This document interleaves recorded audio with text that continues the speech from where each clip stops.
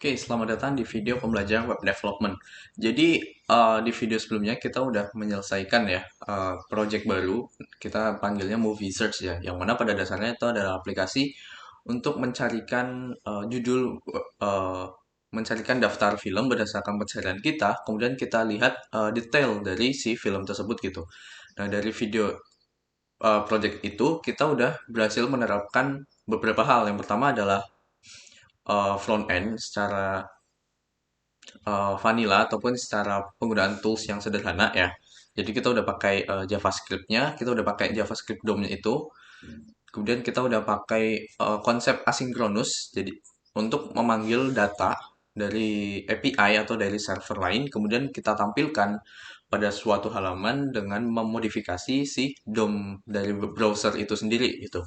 Nah, jadi di video tersebut kan kita manggil data tuh, data dari API dari server gitu. Nah, yang kita panggil itu kan berupa data. Nah, di video kali ini kita akan masuk ke materi dari pengolahan data tersebut, tempat penyimpanan data tersebut, yang mana disebut dengan database gitu, atau basis data. Jadi kita akan masuk atau mulai ke materi baru. Jadi untuk yang bagian website, tampilan website itu kita kesampingkan dulu. Jadi teman-teman ingat-ingat aja materi-materi sebelumnya. Kita akan masuk ke materi database gitu. Jadi database itu secara definisi ya, itu adalah kumpulan informasi ataupun data yang dia itu terorganisir dan terstruktur yang disimpan ke dalam bentuk digital yang ada di dalam komputer gitu. Nah, kemudian kalau teman-teman lihat di bagian bagan ataupun diagram ini, jadi database ini yang akan kita pelajari yaitu database dan juga database management system gitu. Khususnya lebih tepatnya kita akan mempelajari di bagian database management system. Nah, jadi kalau misal di aplikasi teman-teman itu diagramnya itu sama kayak gini gitu. Jadi business application satu atau application 2 itu adalah aplikasi teman-teman.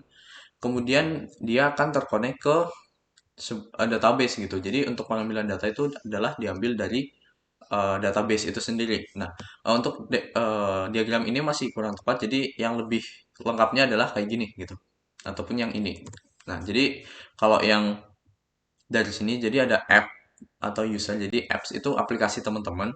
Jadi dari aplikasi teman-teman itu memanggil yang namanya API gitu. Jadi dari API, kemudian si API itu adalah digunakan untuk masuk ke DBMS atau Database Management System.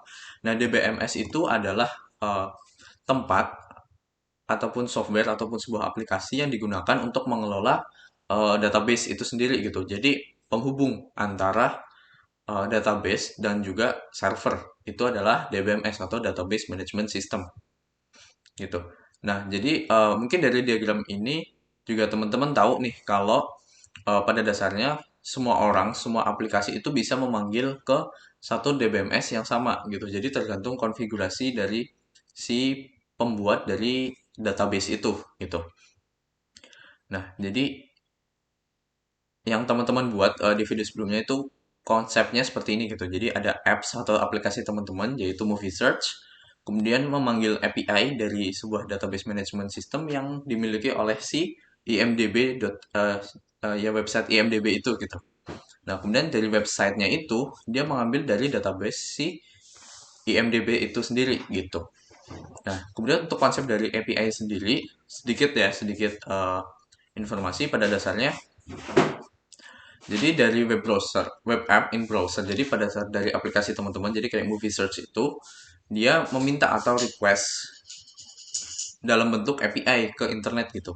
Jadi dari aplikasi tersebut dia merequest ke internet. Jadi jalurnya dari apps dia akan ke internet, kemudian terhubung ke web server dalam bentuk API gitu. Jadi kita meminta dalam bentuk kode API. Jadi kan di API sendiri kalau teman-teman lihat tuh kan ada https ada masih ada kayak imdb.api slash apa apa apa. Nah, itu kan sama aja kayak URL atau link gitu. Jadi sama aja dia request ke internet.